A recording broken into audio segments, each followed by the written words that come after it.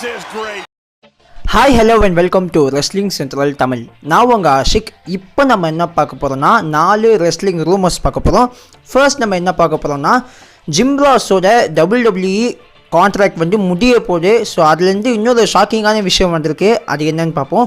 So செகண்டாக நம்ம என்ன பார்க்க போகிறோம்னா டால்ஃப் ஜிக்லருக்கு என்ன தான் ஆச்சு, டால்ஃப் ஜிக்லர் இப்போ என்ன பண்ணுறாரு அப்படின்னு சொல்லிட்டு சில பேர் கேட்டிருந்தீங்க. ஸோ அதை பற்றின ஒரு சின்ன அப்டேட் வந்திருக்கு, அதை பார்ப்போம். மூணாவதாக நம்ம வந்து டொமாசோ சாம்பாவோட இன்ஜுரி அப்டேட் பார்ப்போம்.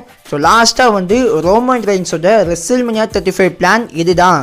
ரோமன் ரெயின்ஸ் இவர் கூட தான் மேட்ச் ஆடுவார் அப்படின்னு சொல்லிட்டு ரொம்பவே ஷாக்கிங்காக ரொம்பவே மொக்கையான ஒரு மேட்ச்சை வந்து சொல்லியிருக்காங்க.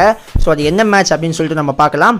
ஃபர்ஸ்ட் இது எல்லாத்தையும் பார்க்குறதுக்கு முன்னாடி நான் உங்ககிட்ட ஒரு விஷயம் சொல்லி ஆகணும். அது என்னன்னு பார்த்தீங்கன்னா, ஒரு சில பேர் வந்து இந்த மாதிரி நான் பிக்ஸு யூஸ் பண்ணி வீடியோ போடுறது வந்து நல்லா இல்லை, நீங்கள் பழைய மாதிரி ஃபேஸ் காமிச்சு போடுங்க அப்படின்னு சொல்லியிருக்கீங்க. ஸோ வந்து நான் நிச்சயமாக மறுபடியும் பண்ணுவேன். ஸோ நான் ஏன் இப்படி பண்ணுறேன், எதுக்கு மறுபடியும் பழைய மாதிரி பிக்ஸு மட்டுமே யூஸ் பண்ணி பண்ணுறேன் அப்படின்னு கேட்டிங்கன்னா, சில டெக்னிக்கல் இஷ்யூஸ் வந்துருச்சு. ஸோ அதை வந்து கரெக்ட் பண்ண கொஞ்சம் டைம் ஆகுது. ஸோ அட்லீஸ்ட் வந்து ஒரு 1 வீக்குள்ளே நான் வந்து மறுபடியும் பழைய மாதிரி ஃபேஸ் காமிச்சு பண்ணுவேன். ஸோ கொஞ்சம் வெயிட் பண்ணிங்க, கூடிய சீக்கிரமாக நான் மறுபடியும் பண்ண ஸ்டார்ட் பண்ணுவேன். ஸோ இப்போ நம்ம நியூஸ்குள்ளே போகலாம். ஃபர்ஸ்ட் நம்ம என்ன பார்க்க போகிறோம்னா ஜிம் ராஸோட WWE கான்ட்ராக்ட் முடிய போகுது. ஸோ அது எப்போ முடிய போகுது அப்படின்னு கேட்டிங்கன்னா, இந்த மாதம் தான் முடிய போகுது. மார்ச் மாதம் எண்டிங் அப்போது ஜிம் ராஸோட WWE கான்ட்ராக்ட் முடிய போகுது அப்படின்னு சொல்லியிருக்காங்க. ஸோ அவர் எக்ஸ்டெண்ட் பண்ணுவாரா அப்படின்னு கேட்டிங்கன்னா, ஜிம் ராஸ் WWE கான்ட்ராக்டை வந்து எக்ஸ்டெண்ட் பண்ண மாட்டார் அப்படின்னு சொல்லியிருக்காங்க. ஸோ வந்து கான்ட்ராக்ட் முடிஞ்சதோட ஜிம் ராஸ் WWE விட்டு வெளியே போயிடுவார் அப்படின்னு சொல்கிறாங்க. ஸோ WWE விட்டு வெளியே போய் என்ன பண்ணுவார் அப்படின்னு கேட்டிங்கன்னா, இப்போதைக்கு ரூமர்ஸ் என்னென்னு பார்த்தீங்கன்னா AEWவோட லீட் கமெண்டேட்டராக இருப்பார் அப்படின்னு சொல்கிறாங்க. ஸோ இதில் ஒரு இன்ட்ரெஸ்டிங்கான விஷயம் என்னென்னு பார்த்தீங்கன்னா, AEW அப்படின்னு வந்து அஃபீஷியல் ஆக்கிறதுக்கு முன்னாடியே வந்து கோடி ரோட்ஸ் ஸ்டார்ட் பண்ண போகிற ஒரு ரெஸ்லிங் கம்பெனியில் வந்து ஜிம் ராஸ் ஜாயின் பண்ணுவாருன்னு சொல்லிட்டு இருந்தாங்க. ஸோ AEW அஃபீஷியல் ஆகிறதுக்கு முன்னாடியே வந்து இந்த நியூஸ்லாம் வந்துச்சு. ஸோ இப்போது அது ரொம்பவே ஸ்ட்ராங்காக வந்துட்டுருக்கு. ஸோ ஜிம் ராஸ் வந்து WWE விட்டு AEW போனால் அவருடைய சேலரி என்ன அப்படிங்கிற மாதிரி ஒரு சின்ன அப்டேட் வந்திருக்கு.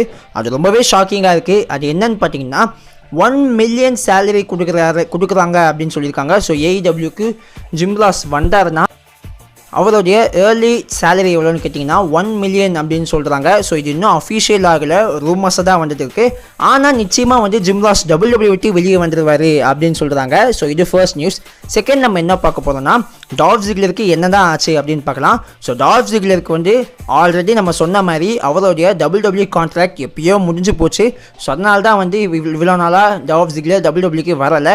ஸோ அப்போ வந்து WWE விட்டு வெளியே போயிட்டாரா அப்படின்னு கேட்டிங்கன்னா, டெக்னிக்கலாக வந்து இப்போ WWE விட்டு வெளியே போயிட்டார் தான். ஏன்னா அவர் கான்ட்ராக்ட் இன்னும் எக்ஸ்டெண்ட் பண்ணலை. ஸோ டெக்னிக்கலாக பார்த்தீங்கன்னா அவர் WWE விட்டு வெளியே போயிட்டார் தான். இருந்தாலும் கூட இப்போ வரைக்கும் வந்து டால்ஃப் ஜிக்லர் WWE கூட பேச்சுவார்த்தையில் இருக்கார் அப்படின்னு சொல்லியிருக்காங்க. ஸோ வந்து WWE என்ன ஆஃபர் பண்ணாங்கன்னா, நீங்கள் பேக் ஸ்டேஜ் ப்ரொடியூசராக ஒர்க் பண்ணுங்கள் அப்படின்னு சொல்லியிருக்காங்க. ஸோ ரெஸ்லராக இல்லாமல் பேக் ஸ்டேஜில் ஒர்க் பண்ணுங்கள் அப்படின்னு சொல்லியிருக்காங்க. அதுக்கு டால்ஃப் ஜிக்லர் முடியாது அப்படின்னு சொல்லியிருக்காரு. ஸோ அப்படி முடியாதுன்னு சொல்லிடுறத இன்னமும் கூட அந்த கான்ட்ராக்டை பற்றின நெகோசியேஷன் பேச்சுவார்த்தைகள் பண்ணிட்டு இருக்காங்க அப்படின்னு சொல்கிறாங்க. ஸோ வந்து என்ன டால்ஃப் ஜிக்லர் வந்து WWE விட்டு அப்போ வெளியே போயிடுவாரா, AEW போயிடுவாரா அப்படின்னு கேட்டிங்கன்னா, அந்த மாதிரி நியூஸ் எதுவுமே இன்னும் வரலை. இன்னமும் கூட நல்ல ஒரு பேச்சுவார்த்தையில் முன்னேறிட்டு போகுது. ஸோ நல்ல ரிசல்ட் வரும். மேபி டால்ஃப் ஜிக்லர் மறுபடியும் WWEக்கு வருவார், ஒரு ரெஸ்லராக வருவார் அப்படின்னு சொல்லியிருக்காங்க. ஸோ வந்து ஒரு நல்ல பேச்சுவார்த்தை போயிட்டு இருக்கு. ஸோ இது எப்போ முடியும் அப்படின்னு சொல்லிட்டு நம்ம பார்க்கலாம். ஸோ அப்போ தான் வந்து டால்ஃப் ஜிக்லர் வந்து 100% WWE விட்டு வெளியே போயிட்டாரா இல்லையா அப்படின்னு சொல்ல முடியும். ஸோ இதுதான் நீங்கள் கேட்ட டால்ஃப் ஜிக்லர் பற்றின அப்டேட். தேர்டாக நம்ம என்ன பார்க்க போகிறோம்னா டொமாசோ சாம்பாவோட இன்ஜுரி அப்டேட். ஸோ டொமாசோ சாம்பாக்கு வந்து இன்ஜுரி ஆயிருக்கு. அது பெரிய லெவல் இன்ஜுரியா இல்லை சாதாரணமான இன்ஜுரியா அப்படின்னு சொல்லிட்டு தெரியலன்னு சொல்லிட்டு 2-3 நாள் முன்னாடி சொல்லியிருந்தேன். ஸோ அதை பற்றின ஒரு சின்ன அப்டேட் வந்திருக்கு. என்னென்னு பார்த்தீங்கன்னா, டொமாசோ சாம்பாவோட இன்ஜுரி ரொம்பவே பெரிய லெவல் இன்ஜுரி அப்படின்னு சொல்லியிருக்காங்க. ஸோ இந்த இன்ஜுரியால் நிறையா WWE லெஜண்ட்ஸ்லாம் வந்து ரிட்டையரே ஆகியிருக்காங்க. ஸோ அது ரொம்ப பெரிய இன்ஜுரி. ஸோ லெஜண்ட்ஸே ரிட்டையர் ஆகியிருக்காங்க இந்த விஷயத்தினால.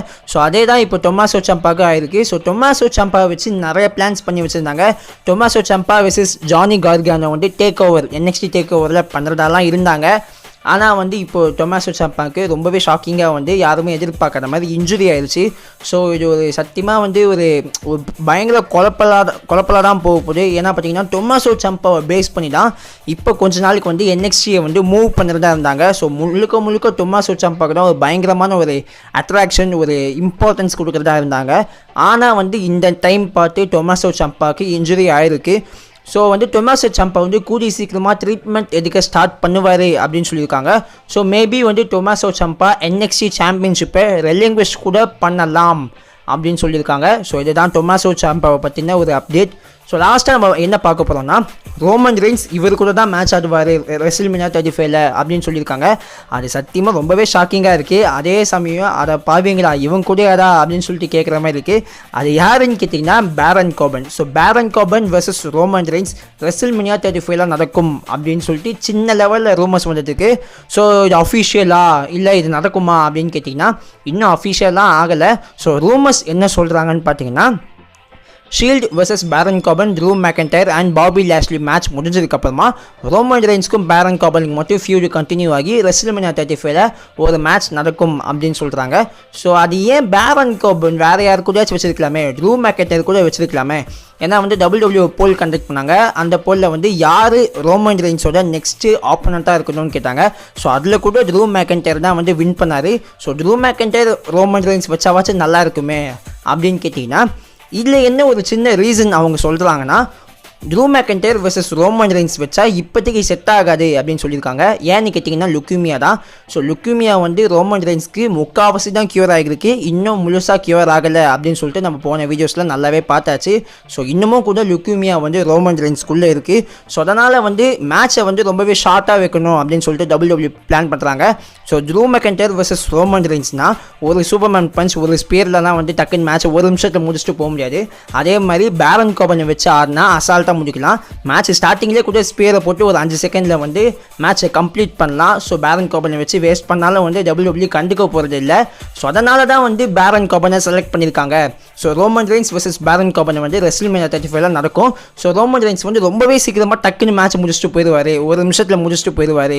ஸோ அதுக்காக தான் வந்து இப்படி பண்ணுறாங்க அப்படின்னு சொல்லிட்டு அவங்களும் சொல்லியிருக்காங்க. ஸோ வந்து ஆனால் வந்து அவங்க சொன்ன ரீசன் கரெக்டாக இருக்குது. ஏன்னா ரோமன் ரெயின்ஸ் லுக்யூமியா அப்படிங்கிறதுனால மேட்சை ஷார்ட்டாக வச்சா அது அவருக்கு நல்லது. ஸோ அதை வச்சு பார்க்கும்போது கொஞ்சம் ஓகே கரெக்டு தான் அப்படிங்கிற மாதிரி இருக்குது. ஸோ அதை தாண்டி வந்து இன்னொரு ரூமர் போயிட்டுருக்கு. என்னன்னு பார்த்தீங்கன்னா, Roman Reigns versus Dean Ambrose match கூட நடக்கலாம் அப்படின்னு அதுக்கு ரீசன் என்ன சொல்கிறாங்கன்னா, Shield versus Baron Corbin, Drew McIntyre and Bobby Lashley Fastlane match அப்போ டீன் ஆம்ப்ரோஸ் ஹீல் டர்ன் கூட பண்ணலாம், மறுபடியும் வந்து ஷீல்டை உடைக்கலாம் அப்படின்னு கூட சொல்கிறாங்க. ஸோ அதனால் வந்து ஷீல்டு பிரிஞ்சு Roman Reigns versus Dean Ambrose ரெஸ்ல்மேனியாவில் நடக்கலாம் அப்படின்னு சொல்கிறாங்க. So Roman Reigns versus Dean Ambrose WrestleMania 35 நடக்க வாய்ப்பு இருக்குது அப்படின்னு சொல்லிட்டு ரோமன் ரெயின்ஸ் லுக்யூமியா அனௌன்ஸ் பண்ணதுக்கு முன்னாடியே வந்துச்சு.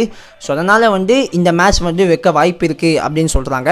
ஸோ இந்த 2 மேட்ச் சொல்கிறாங்க. இந்த 2 மேட்ச்சில் எந்த மேட்ச் நடந்தால் நல்லாயிருக்கும்னு நீங்கள் நினைக்கிறீங்களோ அதை கீழே கமெண்ட் பண்ணுங்கள். ஸோ வந்து ஜிம் ராஸ் வந்து AEW போனால் நல்லா இருக்குமா, நல்லா இருக்காதா?